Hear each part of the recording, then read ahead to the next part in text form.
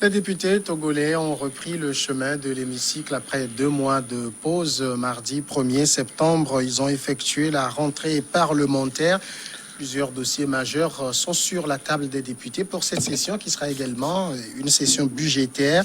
Nous allons voir un peu ces gros dossiers avec notre invité du jour, Sénat Alipuy. Bonsoir, monsieur Alipuy. Bonsoir, monsieur Niaoui. Bonsoir, chères téléspectatrices et chers téléspectateurs. Merci à vous d'être notre invité. Vous êtes le président du groupe parlementaire Union des forces de changement. Je le disais donc, c'est la rentrée mardi 1er septembre. Première question, dans quel état d'esprit les députés ont-ils retrouvé l'hémicycle? Nous avons retrouvé l'hémicycle dans un état d'esprit positif. Nous revenons de vacances, donc nous sommes tout frais, pleins d'énergie. Et dans le contexte difficile qu'il y a, nous allons user de notre bon sens et de notre discernement pour traverser cette période-là et faire des choix judicieux qui vont bénéficier au plus grand nombre. Donc nous sommes d'attaque pour faire le travail qui nous attend pour cette session. On sait aussi que la crise sanitaire a beaucoup d'impact sur le travail des députés. Comment se fait ce travail dans ce contexte si précisément? Il faut dire que nous avons très tôt, pas nous, mais je veux dire la présidente de l'Assemblée, son bureau, donc la questure et tout le reste, ils ont pris de bonnes mesures pour que les mesures barrières soient respectées et que toute personne qui pénètre l'hémicycle se soumette à au moins 2 lavages de mains avant d'être dans le bâtiment. Au niveau des députés eux-mêmes, c'est le même rituel, mais une fois qu'ils sont dans la salle, il y a des mesures barrières. Donc nous sommes séparés en 2 groupes, donnant le quorum exact, groupe A, groupe B, et qu'ils s'alternent selon les sessions qu'il y a, je veux dire selon les séances qu'il y a, en respectant les mesures barrières. Donc, s'il y a bien un endroit où les mesures barrières sont respectées, c'est à l'Assemblée. Et vous notez que du 6 mars où nous avons eu le premier cas d'index, jusqu'à ce jour, il n'y a pas un seul député qui a été déclaré malade ou mort. Ça veut dire que les mesures que nous prenons fonctionnent. Dieu merci. Alors, cette rentrée, donc, il y a beaucoup de gros dossiers sur la table. Absolument. Alors nous avons, comme l'a mentionné hier dans son discours d'ouverture de session, son Excellence Madame Yawa Djigbodi Tchegan, elle a mentionné donc, que nous avions 23 textes. Alors nous avons déjà une bonne partie des textes, mais pour nous, comme parti de l'opposition parlementaire, il y a 2 textes qui sont importants, qui sont majeurs. Et là, je ne m'exprime que pour l'UFC parce que mon aîné Djeritama aussi a ses priorités. Mais nous, comme UFC, un des 2 textes qui sont prioritaires pour nous, vous avez tout d'abord le texte sur l'identification biométrique qui va passer en plénière le 3 septembre. Et vous avez également le texte sur le Code du travail. Alors, le texte sur l'identification biométrique, est très important parce que il va permettre c'est un texte important parce qu'il va permettre de jeter les bases d'un véritable développement dans le pays. Vous savez, quand on veut mener des politiques qui ciblent les populations, il faut pouvoir avoir quelque chose qui est transversal aux différentes bases de données. Donc, la police a sa base de données, la CNSS a sa base de données. Avec ce numéro, ça va faire le lien entre elles toutes et cela va pouvoir permettre de mieux cibler les populations, que ce soit dans le déploiement de politiques sociales. Ça va permettre d'élargir l'assiette fiscale, bien entendu, puisque si tout le monde a ce numéro-là, ça va permettre d'élargir l'assiette fiscale, faciliter la transition de l'informel au formel. Et donc ça va impacter presque tous les segments, les différents secteurs de la vie du citoyen. Que ce soit social, économie, fiscale, sécuritaire et tout le reste. Donc, nous pensons que c'est un bon texte. J'ai travaillé en commission sur ce texte, je l'ai suivi de près. Et nous pensons que pour une première mouture, c'est un pas en avant. C'est perfectible, mais nous avons quelque chose qui va permettre au Togo de faire un bond en avant pour le moment. Concrètement, identification biométrique, ça signifie attribuer des numéros à chaque Togolais, c'est ça? Oui, chaque Togolais aura un numéro, un identifiant unique. Donc, vous, monsieur Samuel Niaoui, vous avez ce numéro qui va vous suivre tout au long de votre vie. Et donc, vous êtes client à la banque, vous avez votre customer number, votre numéro de client comme banque, mais ce numéro-là est quelque part également là. Ce qui fait que vous avez un dossier un peu partout, mais ce numéro est transversal à votre vie. Avec ça, on a vraiment un profil complet. Et je pense que dans la dynamique où nous sommes en train de passer d'une ère offline à une ère numérique, c'est critique que tout le monde ait ce numéro-là. Et quand on va adopter ce texte, un peu comme pour le recensement, inscrivez-vous, faites tout ce qu'il faut pour avoir ce numéro-là. Parce que le monde va vers ça. Un exemple que je peux vous donner, s'il faut déployer une politique comme noviciat à nouveau, je donne un exemple fictif. Bon, les gens qui ont ce numéro-là, qui font leur déclaration d'impôt chaque année correctement, on sait qu'ils sont dans cette fourchette de revenus de, disons, 0 à 50 000. Il est plus facile de les cibler en utilisant ce numéro-là et en prenant leurs revenus comme paramètre pour déployer une aide qui leur parvient, que ce soit par Move, T-Money et tout le reste. Donc, c'est vraiment quelque chose d'important. Ce n'est pas parfait, mais c'est un pas important que nous sommes en train de franchir. Et nous espérons pouvoir le faire ensemble demain et que tout se passe bien. Alors, uniquement pour les Togolais ou tout résident? Tout résident ici. Donc, c'est pourquoi je dis que c'est vraiment quelque chose de majeur. L'émission est tellement courte qu'on ne peut pas aller dans les détails, mais j'en ai une copie ici. Une fois qu'il sera adopté demain, je vous en laisserai une copie. Je ne veux pas aller vite en besogne. Mais... Alors, donc ça, c'est le premier test qui vous importe, vous, au niveau de l'UFC. Quel est le second? Le second, c'est sur le code du travail. Mais je ne vais pas vous mentir, je n'ai pas encore eu le temps d'aller trop dans les détails, mais c'est quelque chose d'important aussi. Et nous allons travailler sur ce texte-là et le moment venu faire le nécessaire. Biométrie, je le suivais de près depuis, parce que vous savez, c'était une requête de l'opposition en général, et elle était aussi portée par le Parti des travailleurs de Nathaniel Olympio, qui m'a même saisi par écrit pour ça. Donc c'est quelque chose qu'on suivait comme du lait sur le feu.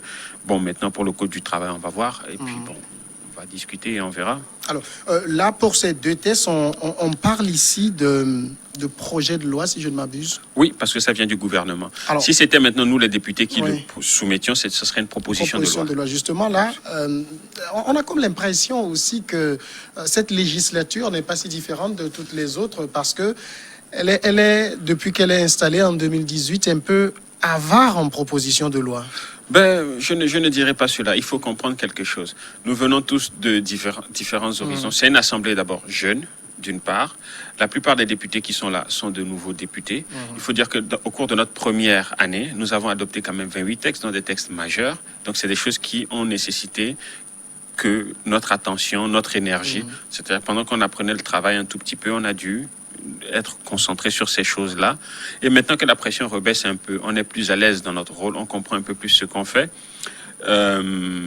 On a des propositions de loi qui arrivent. Vous avez au niveau de l'UFC une proposition de loi sur le prix juste et équitable, c'est-à-dire les questions de monnaie. Si vous achetez quelque chose, il faut qu'on vous donne la monnaie exacte et des choses comme ça, qui est sur la table depuis le mois de février ou mars. Donc on travaille dessus depuis janvier-février. Ça a été proposé par l'honorable Aoumé Zounou, qui fait du très bon travail, et c'est sur la table, ça va venir à un moment donné. Vous avez aussi le texte du PDP de l'honorable Kagbara sur l'habitation. Donc, ça vient, ça commence à venir doucement. Mais rien de concret pour le moment. Non, ils sont prêts. C'est-à-dire que maintenant, il faut qu'ils soient programmés pour être étudiés en commission. Une fois que c'est étudié en commission, ça ira en plénière, et puis si la majorité... Obligé. La majorité est favorable à ce que nous sommes en train de faire. Ça va être adopté et puis bon, on verra à ce moment-là. Oui, mais donc depuis là, ça rejoint peut-être les vieilles critiques qui sont faites. Cette impression que donne le Parlement d'être juste une caisse d'enregistrement du gouvernement. Non, ce n'est pas du tout vrai. Vous savez, moi, je suis quelqu'un qui suis factuel. Je suis dans le réel. J'évite de commenter les rumeurs quand c'est possible. En 2018, en 2018, nous avons été aux élections sur la base d'un programme.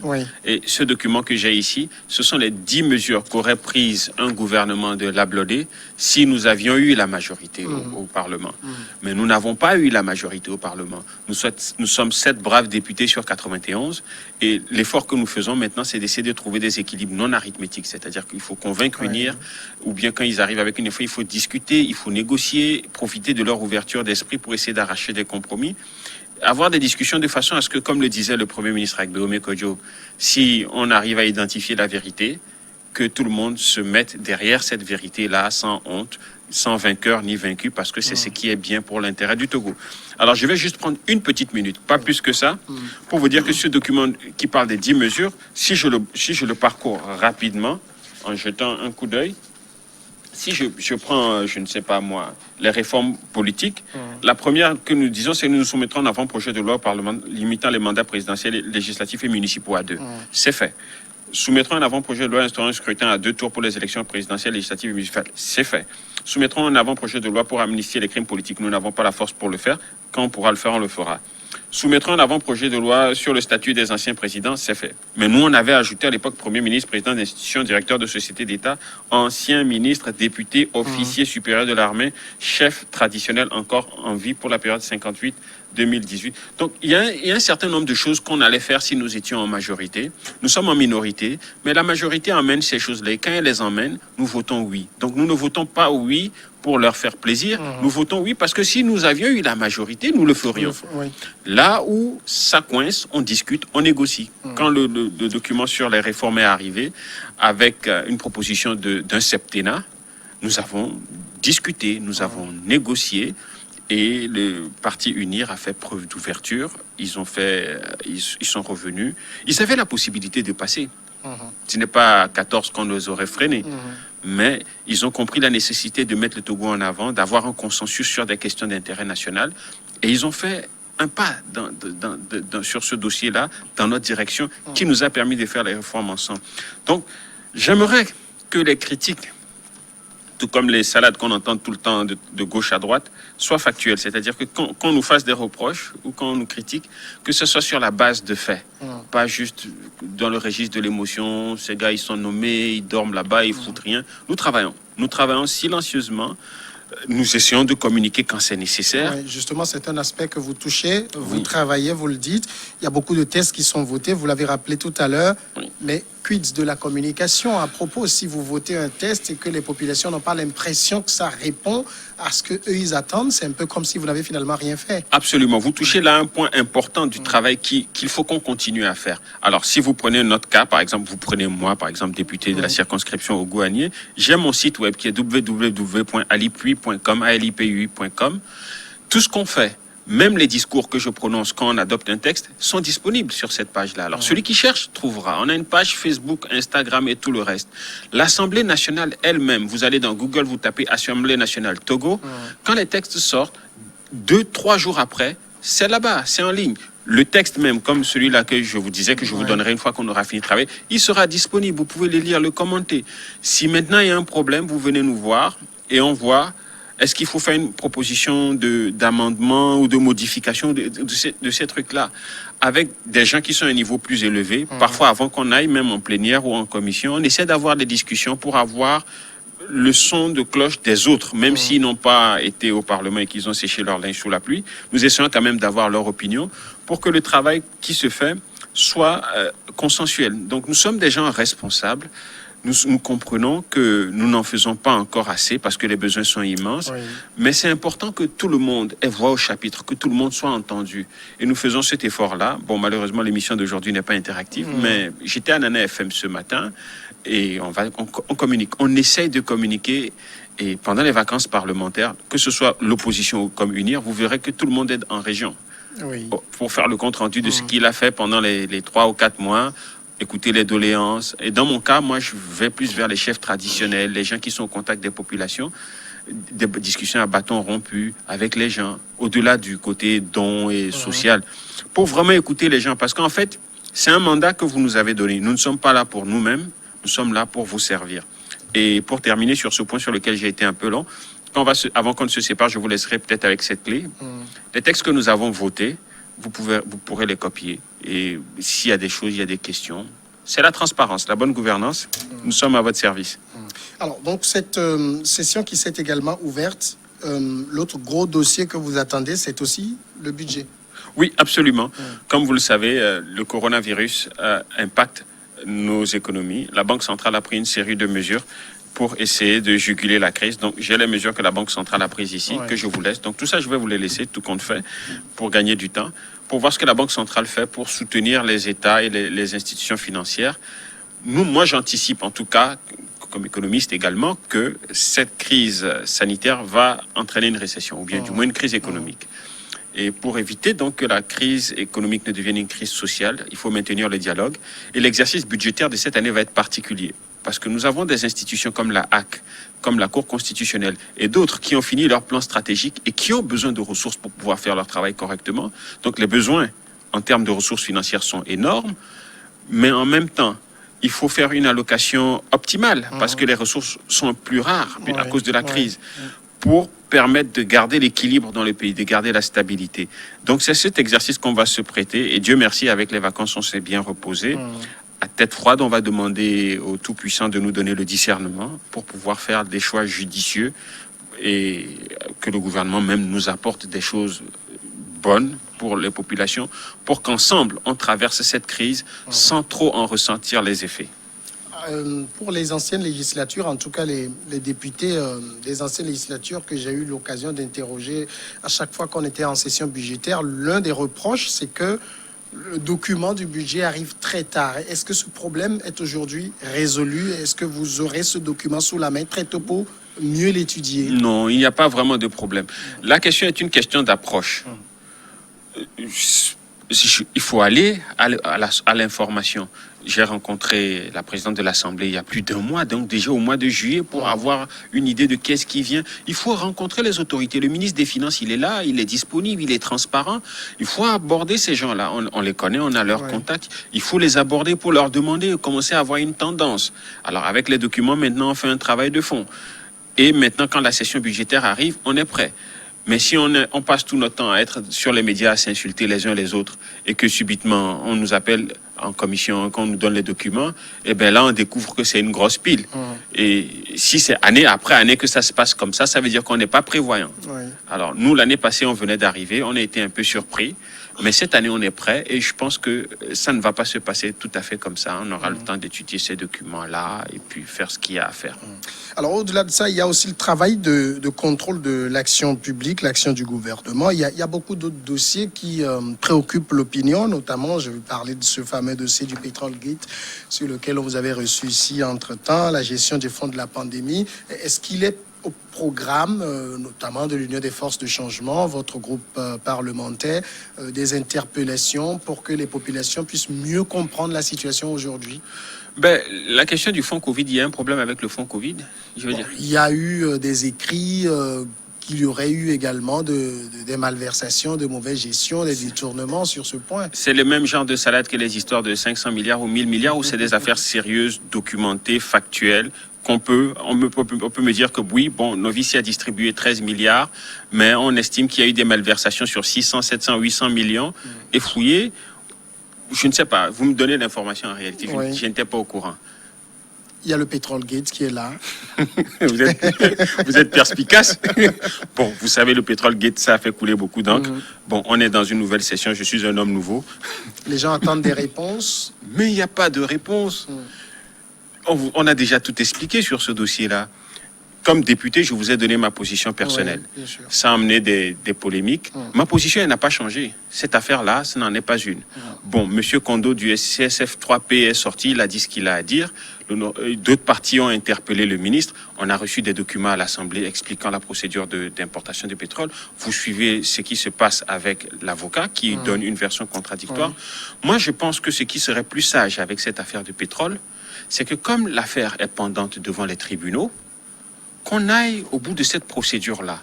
Ou si, entre-temps, une des parties estime s'être trompée, qu'on trouve un règlement à l'amiable et qu'on arrête de polluer la vie des Togolais avec cette affaire-là. Mais moi, je ne dirais pas autre chose que attendons de voir ce que disent les tribunaux. Et à ce moment-là, on jugera de l'opportunité de se réexprimer sur ce dossier, si tant est que c'est un dossier. D'accord, donc on va suivre de très près le travail des parlementaires.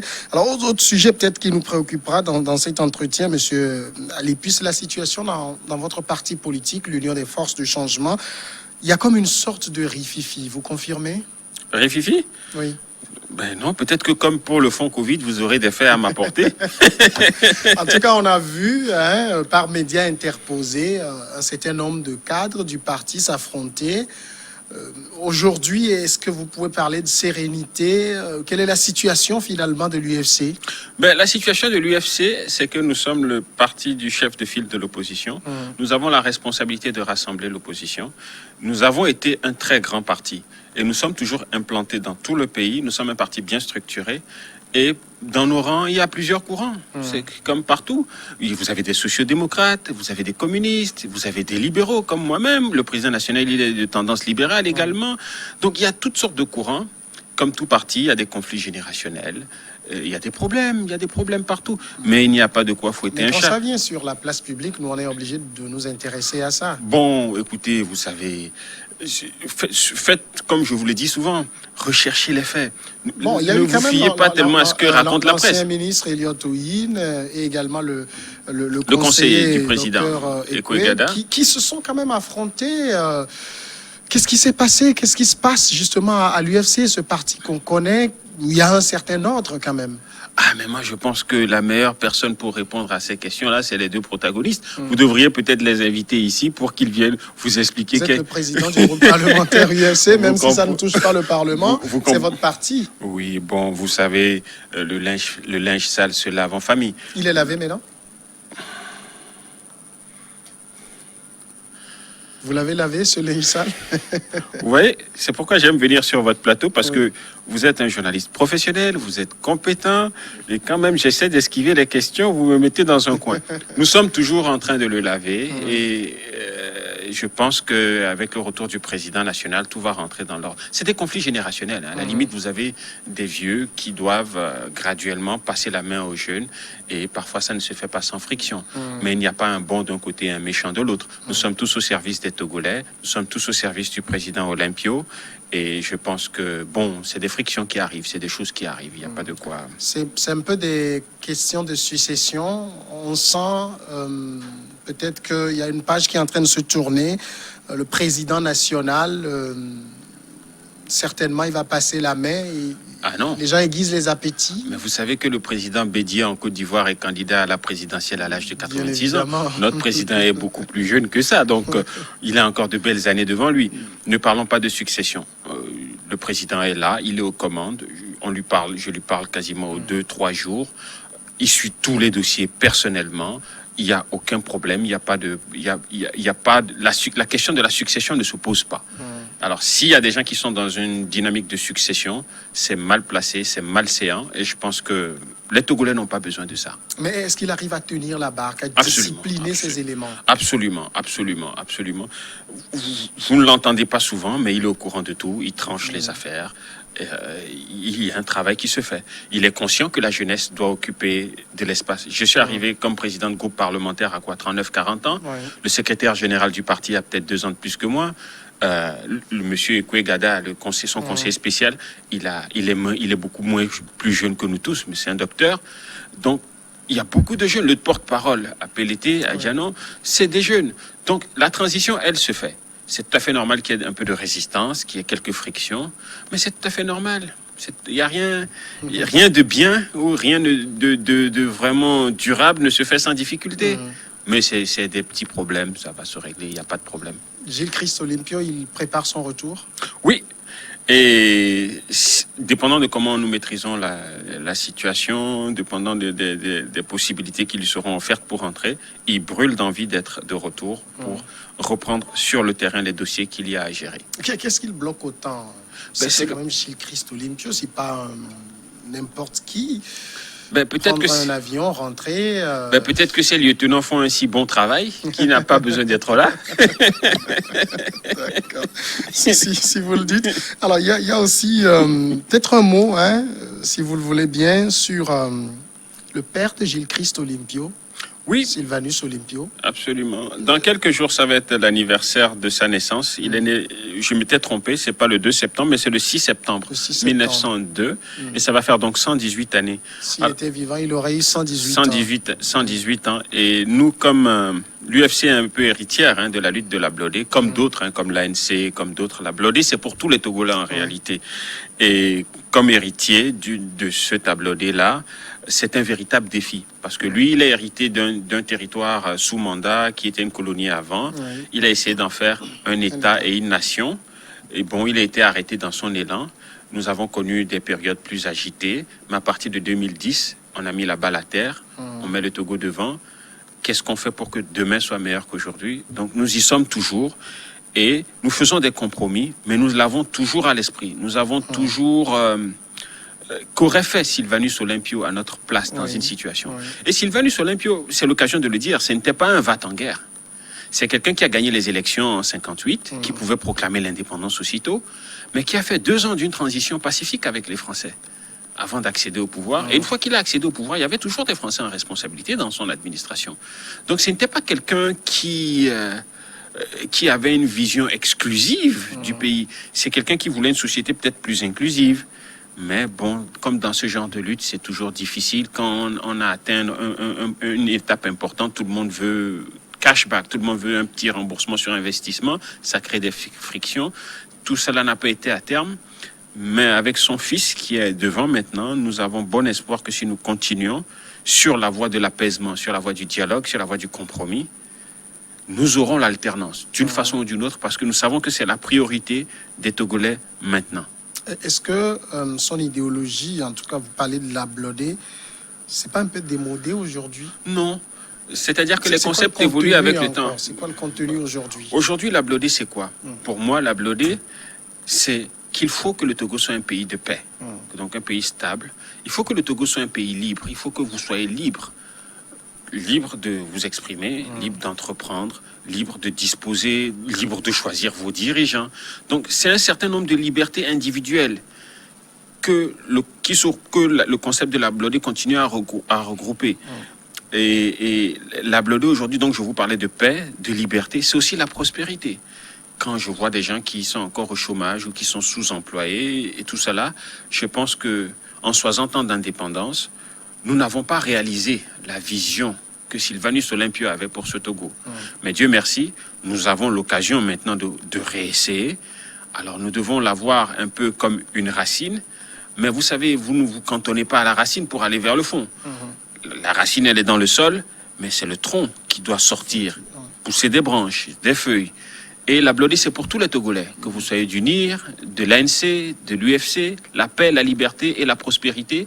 Ça touche tout le monde. Ce n'est pas des choses qui sont exclusives à nous et eux, ils sont comme ça. Non, nous sommes tous sur ce territoire-là. Essayons d'en faire quelque chose de bien pour tout le monde. Quand vous parlez de l'alternance tout à l'heure, vous dites ça va arriver, tout le monde le sait, la vie est ainsi faite, mais est-ce que vous ressentez cette impatience que les gens ont de la vivre? Non, pas du tout. Je ne suis pas quelqu'un d'impatient pour des questions politiques de nature, parce que, comme je vous le disais, les choses vraiment importantes prennent du temps. Nous avons franchi une étape très importante en 2019, qui était de limiter les mandats. Vous vous rendez compte qu'il y a 3 législatures qui n'ont pas pu limiter les mandats. Ils venaient pour une virgule ou bien pour un éternuement, tout capotait. Alors nous l'avons fait. Ça veut dire que d'ici 10 ans, nous aurons l'alternance. L'alternance ne veut pas dire nécessairement que UNIR quitte le pouvoir et que quelqu'un d'autre arrive.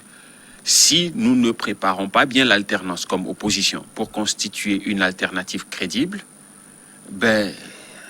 l'alternance ne voudra pas dire grand-chose pour nous pendant longtemps. Donc si l'opposition veut, à un moment donné, exercer le pouvoir d'État, il faut qu'elle arrête les plaisanteries de mauvais goût, où entre 2 élections, on cherche le coupable, on s'entre-déchire, on s'insulte. Il faut qu'on se concentre sur améliorer les processus électoraux, la surveillance électorale. Vous savez, quand vous avez 500, 600 000 électeurs qui votent pour vous, vous avez 118 partis, trouver 9000 personnes pour surveiller les bureaux de vote, c'est pas sorcier.